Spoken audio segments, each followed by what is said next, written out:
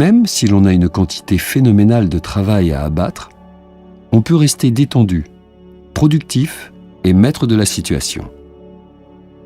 Vous avez déjà toutes les attitudes requises pour atteindre ce degré de performance. Mais, comme la plupart des gens, vous devez peut-être exploiter ces compétences de façon plus opportune et plus systématique si vous voulez contrôler les situations au lieu de les subir. Ces méthodes reposent sur 2 grands objectifs. Premièrement, recensez toutes les tâches que vous avez à accomplir, maintenant, plus tard, un jour, quelle qu'en soit l'ampleur, et les intégrer à un système cohérent auquel vous pourrez vous fier. De cette façon, elles n'accapareront plus votre esprit. Deuxièmement, prendre sans délai des décisions à propos de toute nouvelle tâche qui vous incombe.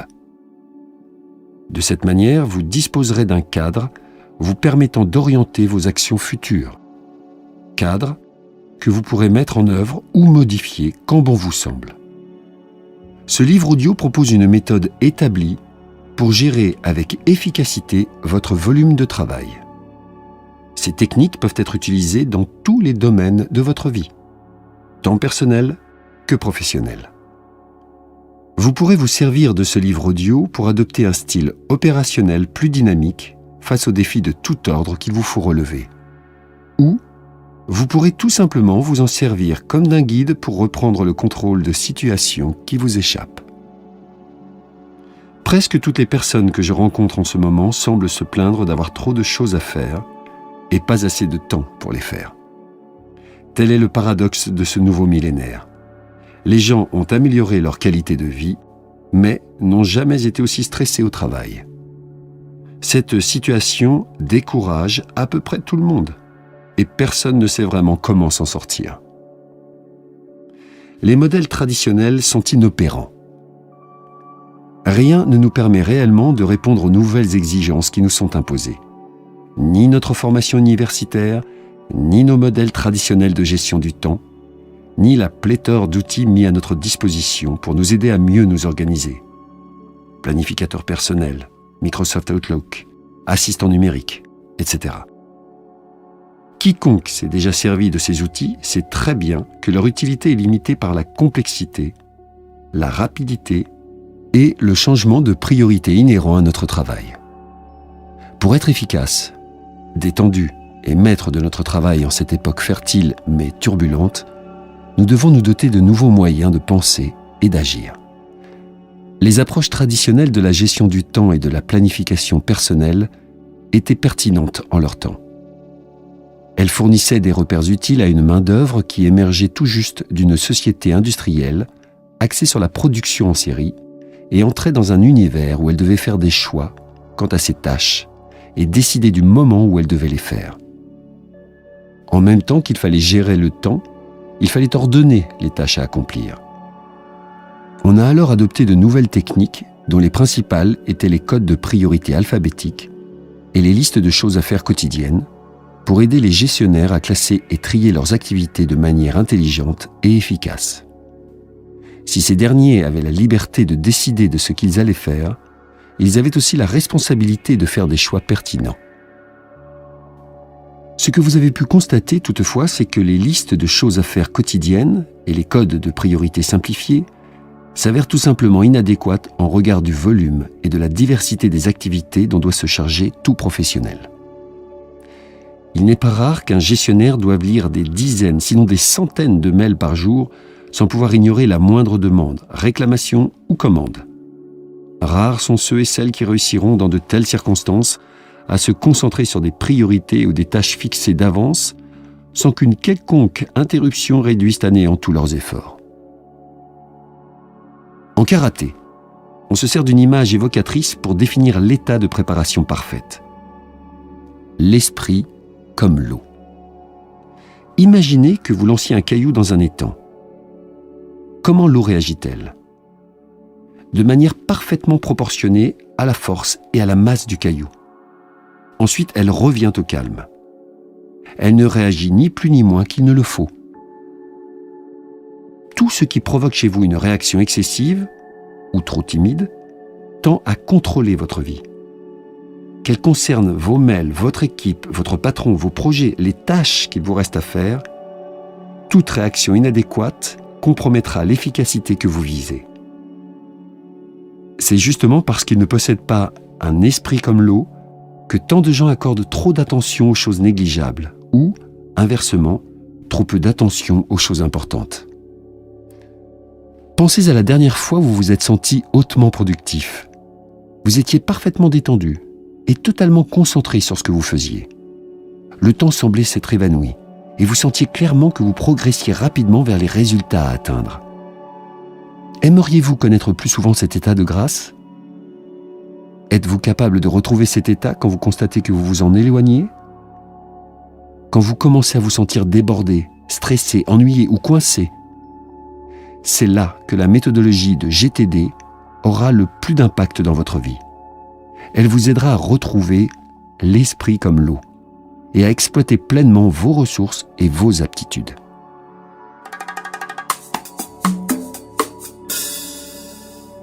Le principe. Gérer efficacement ses engagements internes. Une évidence m'est apparue clairement au cours de mes 20 années de pratique en coaching et en formation. La majeure partie du stress que subissent les gens naît d'une mauvaise gestion des engagements qu'ils prennent ou qu'ils acceptent. Même lorsqu'elles n'ont pas conscience d'être stressées, les personnes dans cette situation deviennent invariablement plus détendues, plus concentrées et plus productives lorsqu'elles apprennent à gérer plus efficacement les questions non résolues de leur vie. Vous avez probablement pris beaucoup plus d'engagement envers vous-même que vous ne le croyez. De plus, sans en être vraiment conscient, vous veillez constamment à les honorer. Par engagement, j'entends toutes les obligations liées aux questions ouvertes ou non résolues de votre vie et, plus précisément, celles qui vous taquinent l'esprit. Elles regroupent aussi bien les grandes ambitions, comme abolir la faim dans le monde, que les intentions plus modestes, comme recruter un nouvel assistant, voire banales, comme remplacer un taille-crayon électrique. Vous n'avez probablement aucune idée de la multitude de vos engagements internes, ce que vous avez conclu avec vous-même. À titre d'exemple, vous pouvez vous sentir dans l'obligation de traiter chacun des mails qu'on vous envoie, tous les messages téléphoniques qu'on vous laisse, et tous les documents qui atterrissent sur votre bureau. Il y a sûrement plusieurs mandats qu'il vous faut définir dans votre champ de responsabilité précis, des buts et des stratégies à clarifier, une carrière à gérer et un équilibre à préserver dans votre vie en général. Vous assumez jusqu'à un certain point la responsabilité interne de tout ce qui se passe dans votre vie personnelle et professionnelle. Vous êtes entouré de questions non résolues. Pour vous attaquer efficacement aux problèmes, commencez par cerner et recenser tout ce qui se relie d'une manière ou d'une autre à vos engagements internes. Ensuite, faites un plan pour leur donner suite. Ce processus a l'air tout simple, mais, dans les faits, la plupart des gens ne savent pas comment s'y prendre pour le suivre d'une manière cohérente. Quelques règles de base pour gérer ces engagements. Pour gérer ces engagements, il faut mettre en œuvre plusieurs activités et comportements de base. En premier lieu, plus quelque chose vous préoccupe, moins vous y verrez clair. Pour avoir l'esprit libre, vous devez donc stocker vos engagements dans un système externe et non dans votre tête. J'appelle un tel système un panier de collecte. Vous pourrez vous y fier dès lors que vous serez certain d'en consulter régulièrement le contenu. En deuxième lieu, vous devez clarifier exactement ce que sont vos engagements et décider ce que vous devez faire, s'il y a lieu, pour les tenir. En troisième lieu, et une fois ces décisions prises, vous devez consigner et organiser les appels des actions à exécuter dans un système que vous reverrez régulièrement. Je vous propose de noter par écrit la situation ou le projet auquel vous pensez le plus en ce moment. Qu'est-ce qui vous taquine, vous distrait, vous intéresse ou mobilise d'une manière ou d'une autre votre attention ? Il peut s'agir d'un projet ou d'un problème que vous avez sous le nez, que vous êtes pressé de clore ou de régler ou auquel vous devez vous attaquer sans trop tarder. À présent, décrivez en une seule phrase comment vous voudriez que cette affaire soit conclue. Il peut s'agir de phrases très simples telles que prendre ses vacances à Hawaï, résoudre la situation avec le client X, implanter une nouvelle stratégie de placement. C'est clair ? Parfait. Décrivez ensuite la première action physique qui sera nécessaire pour faire avancer la situation. Si la seule chose qui importait dans votre vie en ce moment était de résoudre la question qui vous tracasse, quel geste concret poseriez-vous ? Prendre votre téléphone pour passer un coup de fil ? Prendre une feuille de papier et un stylo et brasser les idées qui vous viennent à l'esprit ? Avoir une discussion tête-à-tête avec votre conjointe, votre secrétaire, votre avocat ou votre patron ? Vous avez trouvé une réponse ? Très bien. Ces 2 minutes de réflexion ont-elles été d'une quelconque utilité pour vous ?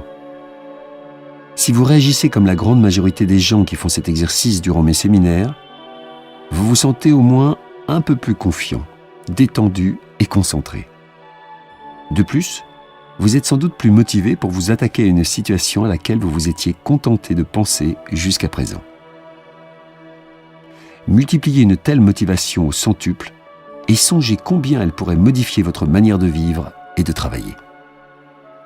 Si ce petit exercice a suscité une réaction positive chez vous, posez-vous la question suivante. Qu'est-ce qui a changé ? La situation qui vous préoccupe n'a guère progressé, du moins de façon tangible. De toute évidence, rien n'a été réglé. Toutefois, vous avez pu définir l'évolution qui vous semblait la plus favorable. Le résultat voulu, donc, ainsi que la première action requise pour y parvenir. Et comment en êtes-vous arrivé là au juste ? Au moyen de la réflexion. Une réflexion relativement brève, mais suffisante pour vous permettre de clarifier votre engagement et de décider des ressources nécessaires pour le remplir. Ce qui exige vraiment le travail du savoir. Passons à présent à l'expérience concrète du travail du savoir et à un principe opérationnel essentiel. Vous devez penser à vos affaires en suspens plus que vous ne le croyez, mais moins que vous ne le craignez. La plupart des gens négligent justement ce processus de clarification. Très peu de gens jugent nécessaire de se demander à quel résultat précis ils veulent arriver. Et pourtant, ce type de réflexion est l'un des moyens les plus efficaces de transformer nos désirs en réalité. Pourquoi l'esprit reste préoccupé ? Si quelque chose vous préoccupe, c'est très souvent parce que vous souhaitez que cette chose soit différente de ce qu'elle est, même si vous n'avez pas clarifié le résultat voulu, vous n'avez pas décidé de la première action à poser, vous n'avez pas noté un rappel du résultat voulu et de l'action requise dans un système fiable. Pas étonnant que vous soyez préoccupé. Tant que vous n'aurez pas clarifié vos idées, pris des décisions à leur sujet et consigné les résultats de votre démarche dans un système que vous serez absolument sûr de revoir aussi souvent que nécessaire, votre cerveau continuera de s'attaquer aux problèmes qui vous préoccupent. Vous pouvez duper tout le monde, mais pas lui. Il sait si vous êtes parvenu ou non aux bonnes conclusions et si vous vous êtes doté d'aides mémoire appropriées qui pourront remonter en temps opportun jusqu'à votre conscient. Si vous ne l'avez pas fait, ne comptez pas sur votre cerveau pour renoncer à sa tâche. Même si vous avez décidé de la première étape à suivre pour régler un problème, votre cerveau ne vous lâchera pas tant que vous n'en aurez pas noté un rappel dans un lieu où il sait qu'il peut fouiller.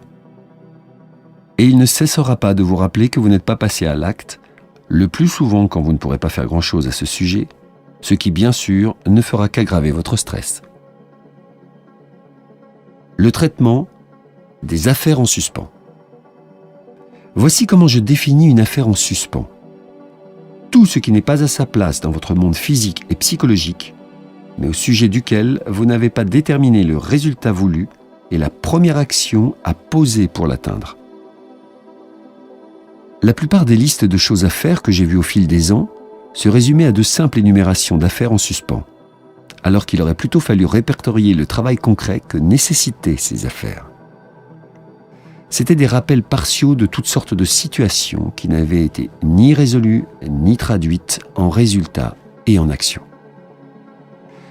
Une affaire en suspens n'est pas une mauvaise chose en soi. En règle générale, tout ce qui retient notre attention se manifeste initialement sous cette forme. Toutefois, dès que nous faisons face à une affaire en suspens, nous nous devons de dégager et de préciser sa signification. À la fin d'un de mes séminaires, la directrice d'une importante société de biotechnologie a revu ses listes de choses à faire et s'est écriée « C'est un magma de choses irréalisables ». Je n'ai jamais entendu meilleure description de ce qui se passe pour des listes d'organisation. La plupart des gens essaient de s'organiser en restructurant des listes incomplètes de projets flous. Ils ne tiennent pas compte de la nature et de la quantité de choses à organiser pour obtenir des résultats concrets. S'ils veulent que leurs efforts d'organisation portent leurs fruits, ils doivent recenser tout ce qui demande réflexion, puis concrétiser leurs idées.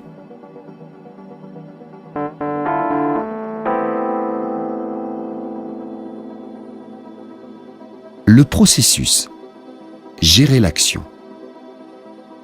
Vous pouvez vous entraîner à être un travailleur du savoir plus rapide, plus agile, plus proactif et plus déterminé. Vous pouvez apprendre à penser de manière plus efficace et à gérer vos nouveaux acquis avec plus d'aisance et de maîtrise. Vous pouvez minimiser les points vulnérables de votre vie personnelle et professionnelle et vous pouvez accomplir plus de choses en y mettant moins d'efforts. Avant d'y parvenir, toutefois, vous devez prendre l'habitude de vider votre esprit.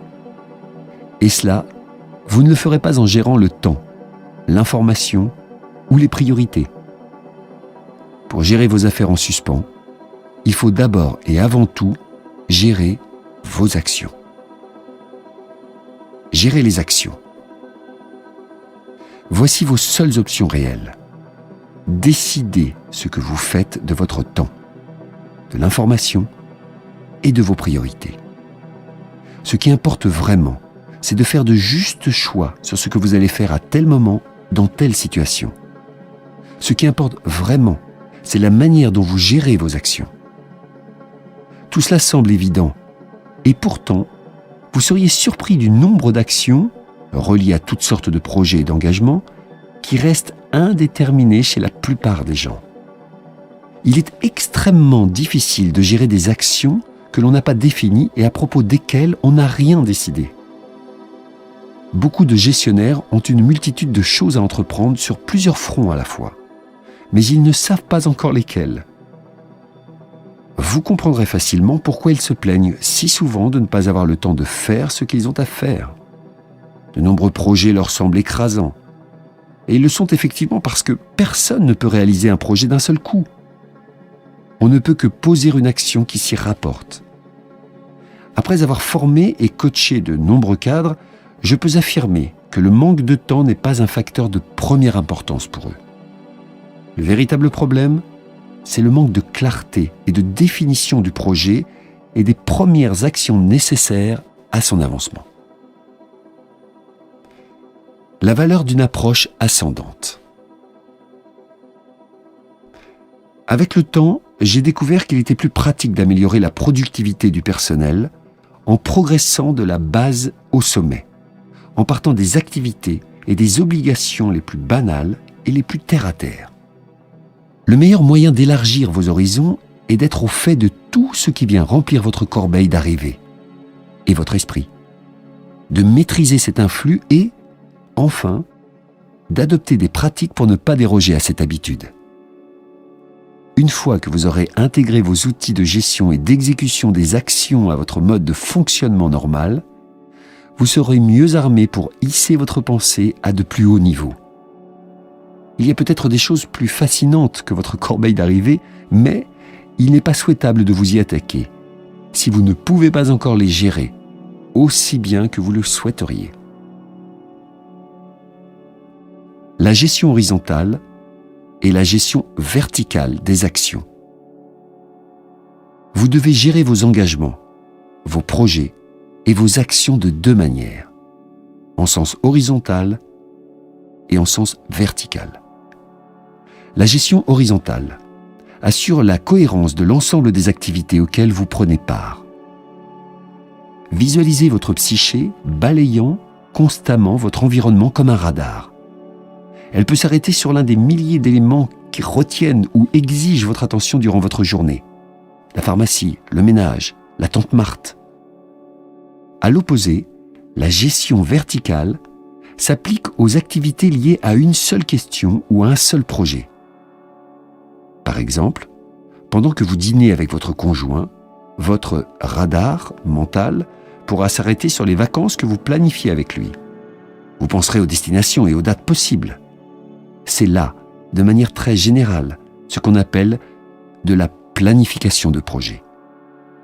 Vous concentrez votre attention sur une seule démarche, situation ou personne, et vous passez en revue les idées, les détails, les priorités et les plans qui vous seront nécessaires pour résoudre la question. La gestion horizontale et la gestion verticale ont le même but. Vous libérer de préoccupations inutiles et vous aider à faire des choses. Un changement essentiel. Libérer son esprit. Impossible d'atteindre l'état de contrôle dans la détente si vous ne faites que penser aux questions qui vous préoccupent. Comme vous allez le découvrir, les comportements individuels que je décris dans ce programme ne vous sont pas inconnus. Simplement, il y a une différence de taille entre ma méthode et celle des autres. Au lieu de garder en tête mes affaires en suspens, je me sers d'outils externes pour les objectiver et les organiser. Cette méthode s'applique à tous les projets, grands ou petits, personnels ou professionnels, urgents ou non. Tous les projets, sans exception aucune. Il vous est sûrement arrivé de sentir qu'il vous fallait absolument vous asseoir à une table et faire une liste. Dans ce cas, vous devez avoir une idée de ce dont je parle. Malheureusement, la plupart des gestionnaires n'utiliseront cette technique qu'en désespoir de cause. Et encore, leur liste se cantonnera généralement à la question qui les préoccupe. Par contre, si vous faites de ce type d'examen une pratique constante, vous en viendrez à exercer le style de gestion ceinture noire que j'ai décrit. Pour ma part, j'essaie de faire des choix intuitifs en fonction de mes options au lieu de jongler mentalement avec ces possibilités. Car j'ai normalement déjà pensé à mes options et enregistré mes conclusions dans un système que je sais fiable. Il est inutile de perdre mon temps à penser plus d'une fois la même chose. Ce serait là un gaspillage d'énergie créatrice ainsi qu'une source de frustration et de stress. En effet, l'esprit est absorbé par tout ce qui n'a pas encore été décidé. Or, il y a une limite d'affaires en suspens qu'il peut tolérer avant qu'il soit complètement saturé. La mémoire à court terme du cerveau, celle qui tend à retenir tout ce qui n'est pas achevé, décidé ou organisé, peut se comparer à la mémoire vive d'un ordinateur. Quant au conscient, on peut le comparer à un moniteur. C'est un outil de focalisation et non un espace de stockage. Vous ne pouvez vous concentrer que sur une ou deux choses à la fois. Tout ce qui est en suspens reste stocké dans la mémoire à court terme. Or, comme la mémoire vive, la mémoire à court terme n'a qu'une capacité limitée. Vous ne pouvez y emmagasiner qu'une certaine quantité d'affaires en suspens sans en inhiber le fonctionnement. La plupart des gens vivent avec une mémoire vive, pleine à craquer. Et c'est justement pourquoi ils sont constamment distraits, déconcentrés. Il n'y a absolument aucune raison de penser deux fois à la même chose, sauf si on tient vraiment à l'affaire. Au cours des dernières minutes, par exemple, avez-vous pensé à quelque chose qui n'a aucun rapport avec ce que vous écoutez ? Probablement. Et très probablement aussi, ce quelque chose-là était une question non résolue. Que s'est-il passé ? La mémoire vive de votre cerveau a utilisé les grands moyens pour vous mettre ce problème sous le nez. Et qu'avez-vous fait pour clore la question ? À moins de l'avoir consigné par écrit afin d'y revenir en temps voulu, vous n'aurez réussi qu'à vous tracasser. Ce n'est pas un comportement très efficace, vous en conviendrez. Le problème, c'est que votre cerveau ne cesse jamais de vous rappeler des choses à propos desquelles vous ne pouvez rien faire. Il n'a effectivement aucun sens du passé ou du futur. Aussitôt que vous vous dites que vous devriez faire quelque chose, il y aura toujours une partie de vous-même qui vous demandera de faire cette chose-là tout le temps. Soyons clairs. Dès que vous avez stocké 2 projets dans votre mémoire vive, vous courez à l'échec, tout simplement parce que vous ne pouvez pas exécuter 2 projets en même temps. Pouvez-vous vous débarrasser de ce stress ? Absolument. Les sections qui suivent vous diront comment y arriver.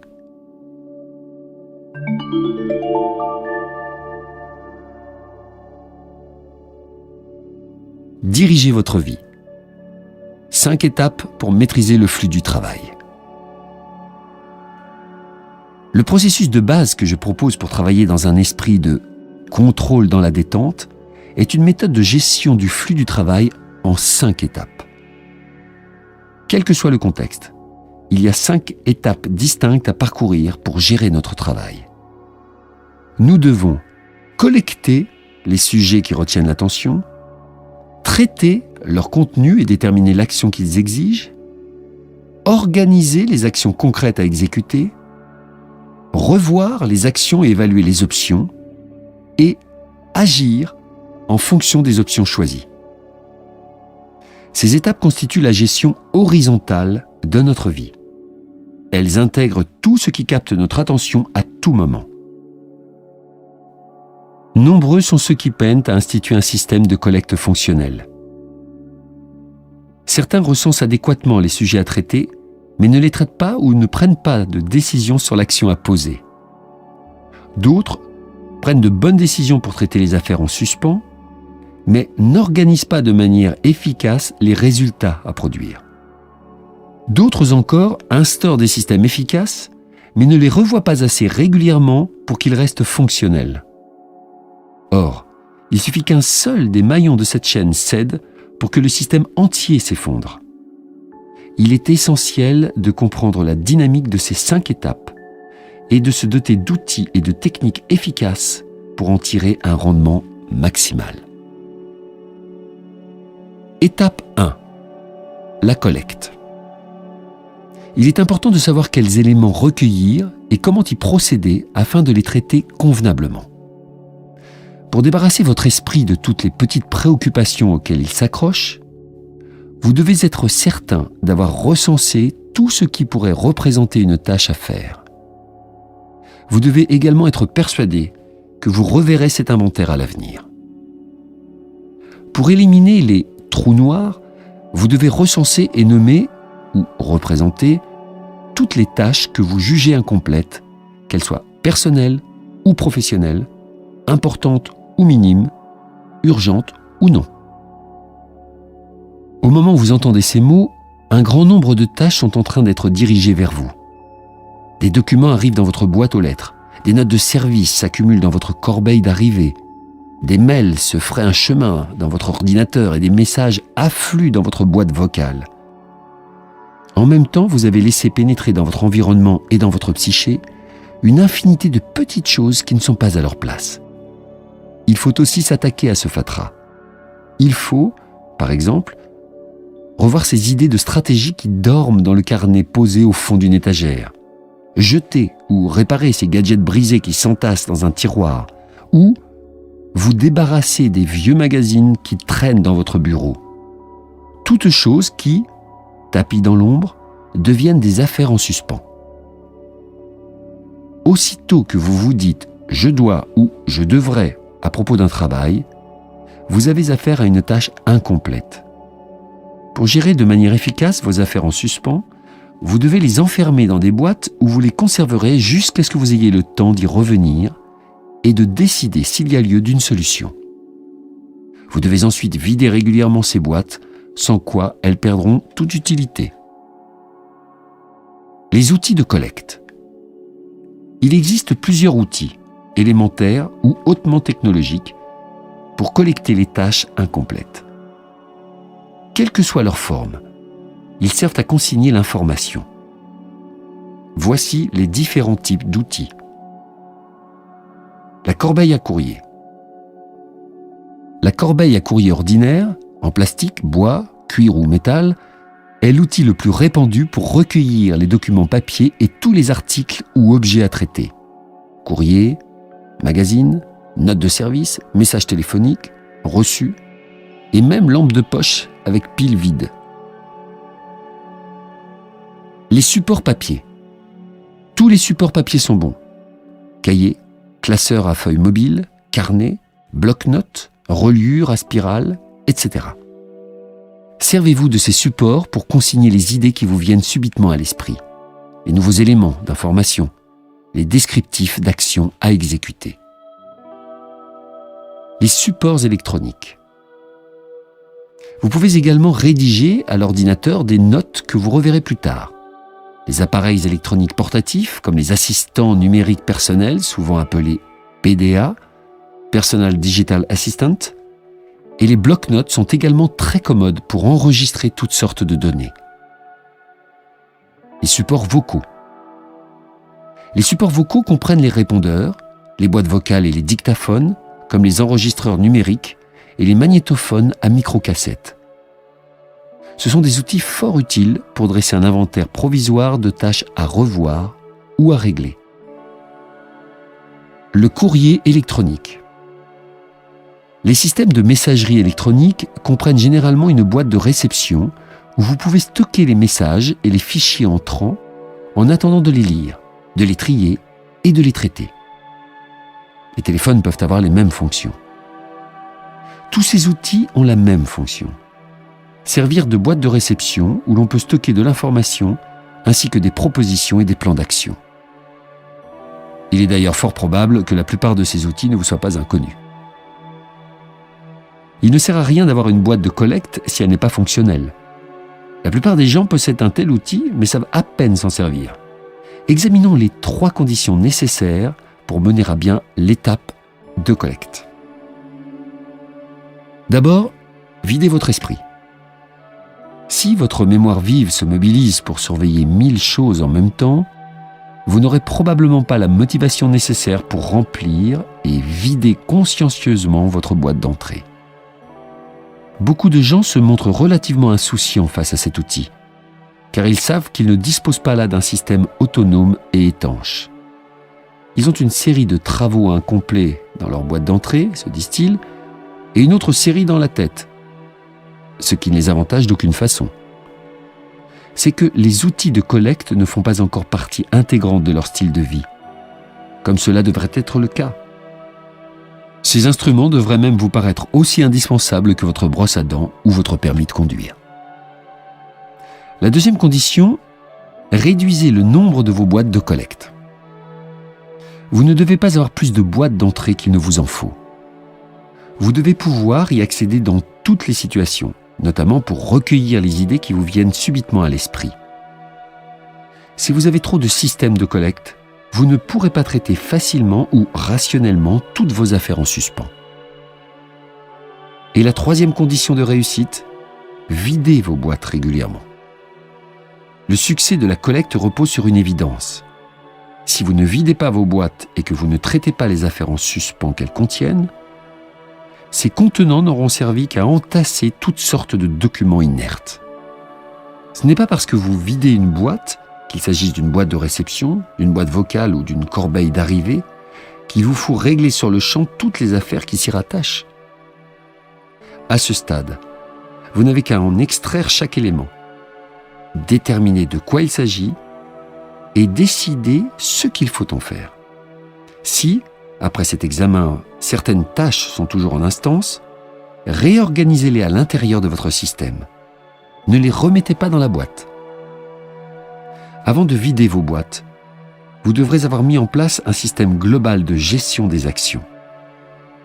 Si vous laissez s'empiler trop d'affaires en suspens dans vos boîtes d'entrée, c'est que vos systèmes de gestion en aval de ces outils ne sont pas assez efficaces. Il semble toujours plus facile de laisser stagner dans votre corbeille les affaires à propos desquelles vous ne pouvez rien faire dans l'immédiat. Beaucoup de gens limitent leurs efforts d'organisation à la consultation de leur boîte de réception. Ils savent au moins où chercher les rappels de ce qu'il leur reste à faire. Malheureusement, ce filet de sécurité ne sert plus à rien lorsque les documents s'empilent de manière anarchique ou que les mails deviennent trop volumineux pour tenir dans une seule fenêtre. Une fois que vous saurez comment traiter rapidement et facilement les tâches incomplètes, les boîtes de collecte pourront renouer avec leur fonction première.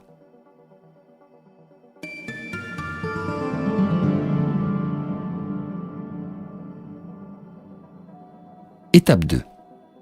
Le traitement. Ce que j'ai sans doute enseigné de plus important aux gens avec qui j'ai travaillé, c'est l'approche ciblée qu'ils doivent privilégier afin de vider leur boîte de collecte. Quelles questions devez-vous vous poser à propos du mail, du message vocal ou de la note de service que vous venez de recevoir? Et que faire de l'idée que vous avez eue à l'instant pour faire avancer tel projet? Cette question, et la réponse que vous lui donnez, dicte la gestion des actions qui est à la base de votre système d'organisation personnelle. Pendant que nous parlons de ces questions de traitement, je vous invite à utiliser votre propre liste de tâches à effectuer ou une partie des affaires dans votre corbeille d'arrivée pour classifier quelques affaires en suspens. La première question. De quoi s'agit-il? La question est moins simple qu'il n'y paraît. Nous avons déjà parlé d'affaires en suspens, mais nous ne nous sommes pas encore demandé ce qu'il fallait en faire. Beaucoup d'éléments qui s'infiltrent dans notre système d'organisation personnelle sont des documents fastidieux que nous recevons du gouvernement ou de notre entreprise. Y a-t-il vraiment quelque chose à faire à leur sujet? Et que dire du dernier rapport assommant des ressources humaines? J'ai déterré des centaines de messages oubliés au fond de tiroirs qui n'avaient été jetés là que parce que personne n'avait pris le temps de se demander de quoi ils parlaient. La question suivante devient donc cruciale. La prochaine question importante. Une action est-elle nécessaire? Il y a deux réponses possibles. Oui ou non. Si la réponse est négative, nous avons trois possibilités. Les documents n'ont plus aucune utilité. Les jeter. Aucune action n'est nécessaire pour l'instant, mais on peut en envisager une plus tard. Placer les documents en incubation. Les documents contiennent des renseignements qui pourront servir plus tard. Les conserver dans un dossier de référence. Ces trois catégories peuvent être à leur tour fragmentées et gérées. Nous y reviendrons dans une autre section. Pour l'instant, il vous suffit d'une poubelle ou de la touche supprimée de votre clavier, d'un dossier pour les éléments en incubation et d'un bon système de classement pour les éléments de référence. Si une action est nécessaire, dans cette catégorie, on trouvera par exemple le mail vous invitant à collaborer à un projet ou les notes que vous avez prises pendant une rencontre avec un supérieur hiérarchique. Vous devez vous poser deux questions à propos de chaque élément activable, nécessitant une action. Quel projet ou quel résultat vous êtes-vous engagé à produire? Quelle est la première action à exécuter? S'il s'agit d'un projet, vous devez l'indiquer sur une liste de projets. Un examen hebdomadaire de cette liste vous permettra de localiser le projet comme une affaire en suspens. Il vous restera alors à décider s'il faut l'éliminer ou le faire avancer. Et quelle est la première action à exécuter? C'est la question fondamentale que vous devez vous poser à propos de tous les éléments que vous avez recensés. La première action à exécuter est la première action physique et visible que vous devez accomplir pour amorcer ce projet. Exemple de premières actions. Appelez Fred au numéro XYZ pour me renseigner sur le garage qu'il m'a recommandé, formuler quelques idées pour l'ordre du jour de la réunion sur le budget, faire des recherches Internet sur un bon logiciel de gestion de base de données. Les rappels des premières actions, aussi concrètes qu'incontournables, formeront l'ossature de votre système de gestion personnelle. Une fois que vous avez décidé de la première action à poser, vous avez trois options. Premièrement, exécuter. Si une action demande moins de 2 minutes, exécutez-la sur le champ. Deuxièmement, déléguer. Si elle demande plus de 2 minutes, demandez-vous si vous êtes la personne la mieux placée pour l'exécuter. Si la réponse est négative, déléguez-la à une personne plus indiquée.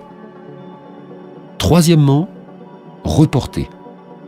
Si l'action demande plus de 2 minutes et que vous êtes la personne la mieux placée pour l'exécuter, vous devez la reporter à plus tard et l'inclure dans une ou plusieurs listes de premières actions.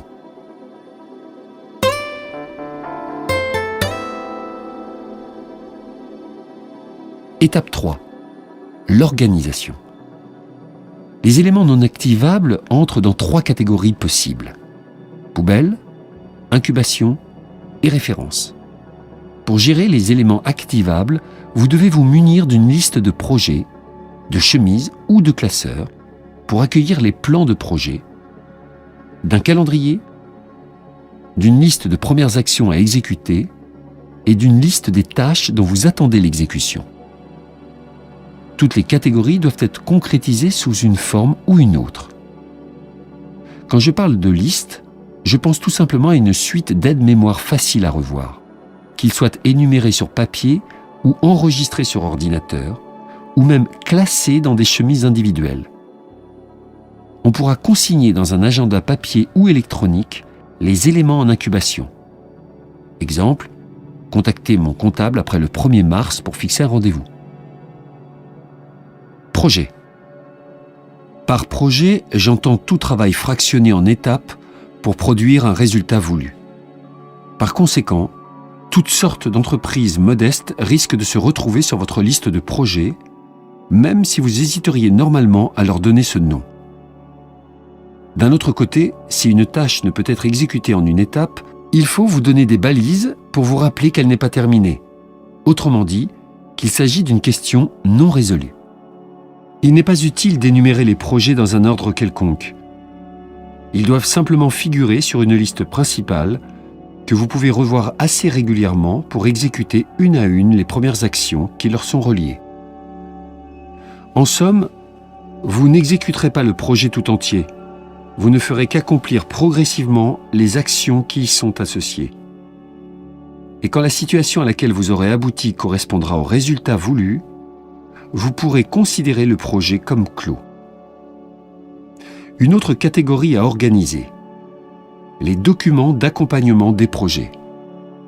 Dans le cas de nombreux projets, vous accumulerez des documents pertinents que vous pourrez classer par thème, sujet ou nom de projet. Dans ces circonstances, votre liste de projets servira uniquement d'index. Tous les détails, plans et renseignements dont vous aurez besoin pour mener de front vos divers projets pourront être classés dans des chemises, des fichiers électroniques, des cahiers ou des reliures individuelles. En général, je recommande aux gestionnaires de placer les documents d'accompagnement hors de vue. Dans certains cas, toutefois, il est plus pratique de sortir les documents pour les consulter à votre gré.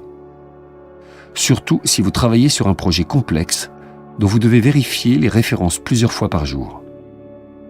Pour manipuler ce type de documents actifs, il peut être commode de les classer dans des chemises rangées dans un support vertical, de type présentoir à revue, ou un jeu de plateau empilable placé non loin de son bureau.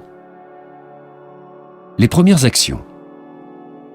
La décision sur la première action à réaliser revêt une importance capitale. Une telle action, physique, visible, doit être appliquée sans aucune exception à toutes les questions non résolues. Il va de soi que les actions déjà réalisées n'ont pas à être consignées. Ce que vous devez noter, ce sont les actions que vous devez accomplir à une date précise ou un jour particulier. Il faut les inscrire sur votre calendrier. Celles que vous devez engager aussitôt que vous le pourrez, il faut les inscrire sur votre liste « Premières actions ». Et celles que vous avez déléguées et dont vous attendez l'exécution, les inscrire sur votre liste « En attente d'exécution ». Le calendrier. Les rappels des actions que vous devez réaliser entrent dans 2 catégories. Ceux qui portent sur des actions qui doivent être accomplies à une date ou à un jour précis, et ceux qui portent sur des actions que vous devez exécuter aussitôt que possible. Votre calendrier ne doit contenir que les premiers types de rappels. Voici les 3 types de données devant figurer dans votre calendrier. Les actions à exécuter à une date précise. Il s'agit presque essentiellement des rendez-vous. La première action reliée à un projet est souvent la participation à une réunion consacrée à l'étude du projet. les actions à exécuter un jour précis. Ce sont les actions que vous devez exécuter durant une journée en particulier, mais pas forcément à une heure précise. Exemple. Vous avez dit à Gisèle que vous l'appelleriez vendredi pour lui demander si elle est satisfaite du rapport que vous lui avez envoyé. Vous devez par conséquent l'inscrire sur la page du vendredi, mais sans fixer d'heure en particulier. L'information dont il faut disposer un jour précis. Le calendrier sert aussi à noter des renseignements qui pourraient vous être utiles tel jour. Il pourra s'agir, par exemple, des coordonnées afférentes à un rendez-vous, des loisirs préférés d'un client ou de toute autre donnée pertinente. Votre calendrier ne doit contenir que des types de données que je viens d'énumérer, et rien d'autre. Selon moi, le calendrier doit être considéré comme un territoire sacré. Si vous y avez noté quelque chose à faire un jour donné, vous devez le faire le jour même ou ne pas le faire du tout. Les seuls remaniements autorisés sont ceux qui concernent les changements de rendez-vous. Les listes de premières actions. Cela dit, où vont les rappels d'actions à exécuter? Sur une ou des listes de premières actions. Avec le calendrier, ces listes forment le noyau du système quotidien de gestion des actions. Toutes les actions qui demandent plus de 2 minutes ou qui ne peuvent être déléguées doivent être notées quelque part. Appelez Jean à propos de la réunion sur le budget. Appelez les parents de Rachel et Laura pour la sortie des enfants. Ou ébaucher des idées pour le congrès des ventes annuelles. Voilà autant d'exemples de rappels devant figurer sur une liste. Si vous n'avez que 20 ou 30 actions de ce type à accomplir, vous pouvez très bien les noter sur une seule liste intitulée « Premières actions », que vous reverrez quand vous en aurez le temps. Il est toutefois fort probable que le nombre de ces petites tâches gravite davantage autour de 100 ou 150. Dans ce cas, il serait plus logique de subdiviser vos listes de premières actions en catégories « Appel », que vous ferez quand vous en aurez l'occasion, ou « Questions sur le projet X », que vous poserez durant la rencontre d'information hebdomadaire. Éléments non activables. Les systèmes consacrés aux éléments non activables entrent dans 3 catégories. Poubelle, incubation et référence. Poubelle. Ce qui suit devrait aller de soi. Jetez tout ce qui ne nécessite pas d'intervention ou qui n'a aucune valeur de référence. Incubation. Certaines choses ne nécessitent pas d'action immédiate, mais doivent quand même être conservées. Supposons que vous mettiez la main sur un document susceptible de vous intéresser un jour, mais pas dans l'immédiat. Par exemple, vous recevez par la poste une brochure sur la prochaine série de concerts que donnera l'orchestre symphonique de votre ville. Un coup d'œil rapide vous indique que les concerts qui vous intéressent le plus n'auront lieu que dans 4 mois. Il est beaucoup trop tôt pour décider quoi que ce soit à ce sujet. Que faire? 2 systèmes d'incubation pourraient vous être utiles pour ce genre de projet. Une liste de choses à faire, un jour peut-être, ou un échéancier. Il peut être utile et stimulant de faire une liste de choses que vous aimeriez faire à un moment de votre vie, mais pas tout de suite. Liste de choses à faire, un jour peut-être. Un exemple. Acheter un bateau de pêche, apprendre l'espagnol, suivre des cours d'aquarelle. Vous pouvez, si vous le souhaitez, subdiviser votre liste principale en plusieurs catégories. Exemple. Vidéos à louer, livres à lire, choses à faire avec les enfants. Vous devez revoir ces listes régulièrement si vous voulez en tirer un quelconque profit. Je suggère aussi d'intégrer cette activité à votre examen hebdomadaire. L'échéancier sert à gérer les affaires à suivre ou à revoir. Il vous permet presque littéralement de vous envoyer un mail que vous recevrez à la date que vous aurez fixée. Cette version tridimensionnelle de l'agenda vous permet de conserver les rappels physiques de choses que vous voulez considérer à une date ultérieure. Création d'un échéancier. Il vous faut 43 dossiers, dont 31 numérotés de 1 à 31 et 12 consacrés aux 12 mois de l'année. Les dossiers journaliers sont placés à l'avant, en commençant par le dossier du lendemain. Si la date d'aujourd'hui est le 5 octobre, le premier dossier sera donc celui du 6 octobre. Les dossiers suivants correspondent aux journées successives du reste du mois, 7 à 31. Tout de suite après les 31 dossiers journaliers se trouve le dossier du mois suivant, novembre. Et aussitôt après viennent les dossiers journaliers 1 à 5. Suivent les dossiers mensuels pour le reste de l'année, décembre à octobre. Le dossier journalier suivant est vidé chaque jour dans votre corbeille d'arrivée, puis remisé à la fin des dossiers journaliers précédents, de sorte qu'il correspond maintenant au 6 novembre au lieu du 6 octobre. Toujours selon le même principe, quand le dossier mensuel suivant se trouve à l'avant, le 31 octobre, après avoir épuisé les dossiers journaliers, le dossier de novembre apparaît, avec toutes les fiches journalières du 1 au 31. Il est vidé dans la corbeille d'arrivée et remisé à la fin des dossiers mensuels, où il représente alors le mois de novembre de l'année suivante. C'est donc un système de dossiers perpétuel, puisqu'il contient en permanence les dossiers correspondant aux 31 jours suivants et aux 12 mois suivants. L'utilisation de dossiers dans un échéancier présente un avantage de taille. Elle permet de stocker les documents concrets auxquels vous devez donner suite à une date donnée. Formulaire à remplir, note de service à revoir, réponse à un appel téléphonique, etc. Ce système ne peut fonctionner sans une mise à jour quotidienne. Si vous partez en voyage d'affaires, ou si vous n'avez pas accès à votre échéancier durant le week-end, vous devez absolument vérifier les dossiers correspondant aux journées où vous serez absent, et ce, avant de partir. Votre calendrier pourra jouer le même rôle d'échéancier. Par exemple, vous pourrez y noter à la page du 15 mars que vos impôts seront exigibles le mois suivant. Référence. Même s'ils n'exigent aucune action, beaucoup de documents sont riches en informations. Puisque vous en aurez peut-être besoin un jour, songez à les conserver, sur support papier ou sous forme numérisée. Les documents papier gagneraient à être stockés dans un système d'où vous pourrez facilement les récupérer manuellement.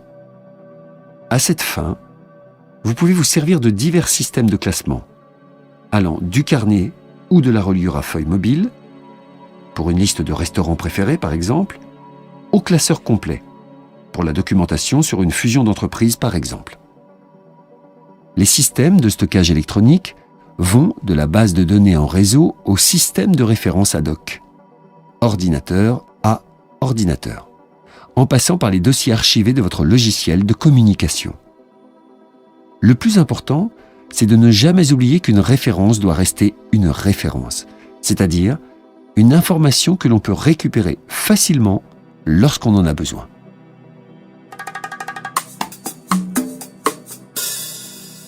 Étape 4. L'examen. C'est une chose de noter sur votre calendrier que vous devez acheter du lait. C'en est une autre de vous en souvenir quand vous vous trouvez au magasin. Il en va de même pour l'ami que vous promettez d'appeler depuis des lustres. Ce n'est pas parce que vous avez souligné l'appel à faire dans votre agenda que vous y penserez quand vous aurez le temps de passer quelques coups de fil. Voilà pourquoi vous devez revoir régulièrement l'ensemble de vos projets en instance, tant sur les plans personnels que professionnels. Et ce, selon divers points de vue. Cet examen vous offre l'occasion de saisir d'un seul coup l'ensemble des actions que vous avez définies et des options qui se présentent à vous. Ce qu'il faut revoir et quand. Si vous avez mis sur pied un système d'organisation personnelle structuré selon mes recommandations, c'est-à-dire comprenant une liste de projets actifs, un calendrier, des listes de premières actions et une liste d'affaires en attente d'exécution, vous n'aurez pas grand-chose à faire pour vous assurer qu'il demeure fonctionnel.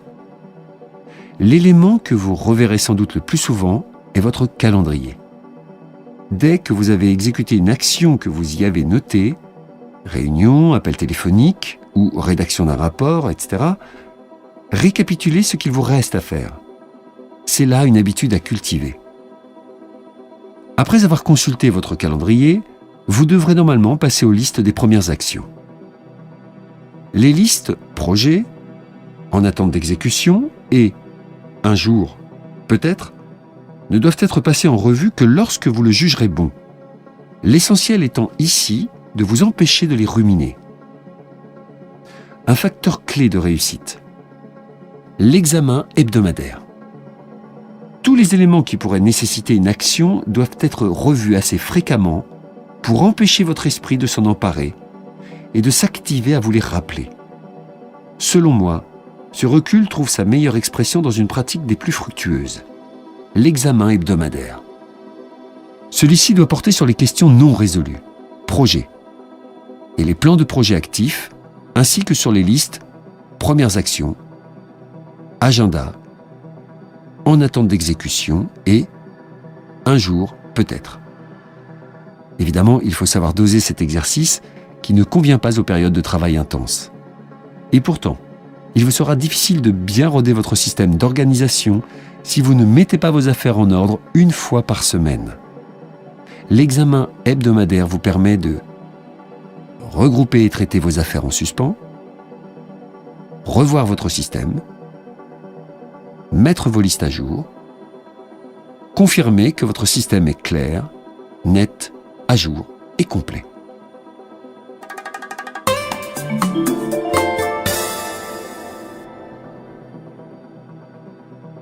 Étape 5. L'action. La principale raison d'être du processus de gestion du flux de travail est de vous aider à prendre de bonnes décisions sur ce que vous devez faire à divers moments de la journée. Que devez-vous faire lundi à 10h33 par exemple? Appeler Sandrine, rédiger la version finale d'une proposition ou répondre à vos mails? La décision que vous prendrez sera toujours un peu intuitive, mais vous pourrez la prendre avec beaucoup plus d'assurance si vous vous y préparez convenablement. 3 modèles pour décider de l'action à entreprendre. Supposons que rien ne vous empêche de vous attaquer à vos affaires en suspens. Ni sentiment d'insécurité, ni tendance à l'atermoiement. Il y aura quand même un grand nombre d'actions que vous ne pourrez pas entreprendre à tel ou tel moment. Comment décider de ce que vous allez faire et de ce que vous n'allez pas faire sans être insatisfait de votre choix? Réponse: en vous fiant à votre intuition. Si vous avez collecté, traité, organisé et revu tous vos engagements en cours, votre intuition pourra s'étayer sur un autre mode de pensée, plus pratique, plus stratégique. J'ai conçu des modèles que vous pourrez appliquer à votre processus décisionnel. Ils ne vous diront pas quoi faire en toutes circonstances, mais ils vous aideront à circonscrire vos options de manière plus intelligente. Un modèle à 4 critères pour décider de l'action à exécuter à un moment précis. Comment choisir ce que vous devez faire mercredi à 15h22? Pour répondre à cette question, vous pouvez appliquer les 4 critères suivants, dans l'ordre où ils sont donnés. Contexte, disponibilité, niveau d'énergie, priorité. Contexte. Certaines actions peuvent être exécutées n'importe où, rédiger quelques notes sur un projet par exemple.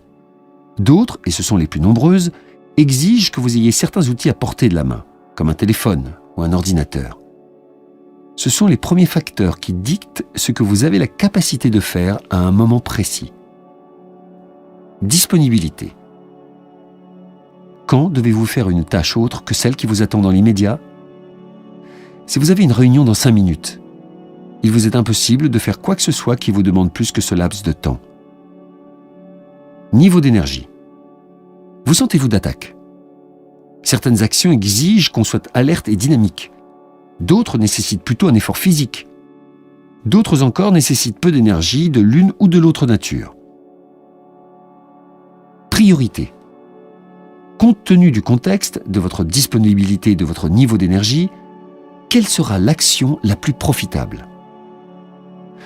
C'est à ce stade que vous devez faire appel à votre intuition et vous fier à votre jugement du moment. Pour explorer cette avenue, je vous propose 2 modèles qui vous aideront à décider de ce qui est le plus important à faire. Un modèle à 3 volets pour évaluer le travail quotidien. Toute exécution de tâches fait intervenir 3 types d'activités différentes. Exécuter des tâches prédéfinies, exécuter les tâches qui se présentent au fur et à mesure de la journée, définir votre travail. Quand vous effectuez des tâches prédéfinies, vous suivez en fait vos listes de premières actions. Vous exécutez des tâches que vous avez préalablement définies comme nécessaires. Vous passez les coups de fil que vous devez passer, ou vous notez les idées que vous voulez approfondir. Ou vous pouvez exécuter les tâches qui se présentent au fur et à mesure de la journée. Les imprévus sont choses courantes au travail. Parfois, il faut y réagir. Et parfois, on choisit d'y réagir. Imaginons que votre associé passe dans votre bureau pour vous parler du lancement d'un nouveau produit. Vous engagez alors une conversation avec elle au lieu d'accomplir les innombrables petits travaux qui vous attendent. Vous ne pouvez éviter les situations inattendues. En y réagissant, toutefois, vous décidez, par défaut, qu'elles sont plus importantes que les tâches qu'il vous reste à exécuter. Définir votre travail. Pour définir votre travail, vous devez classer le contenu de votre corbeille d'arrivée, de votre boîte de réception électronique et de votre boîte vocale, et fractionner les nouveaux projets en étapes activables. Ces activités consistent en grande partie à définir les affaires qui doivent être réglées un jour, mais pas dans l'immédiat. Vous les ajouterez peu à peu à vos listes. Une fois votre travail défini, vous pourrez considérer votre liste de choses à faire comme complète et vous pourrez vous y fier. Selon le contexte, votre disponibilité et votre niveau d'énergie, vous pourrez également accomplir un certain nombre de petites tâches en suspens. Un modèle à 6 paliers pour définir la vraie nature de votre travail. Pour savoir quelles sont vos priorités, il faut connaître la nature de votre travail. Et celui-ci peut être défini selon au moins 6 points de vue différents.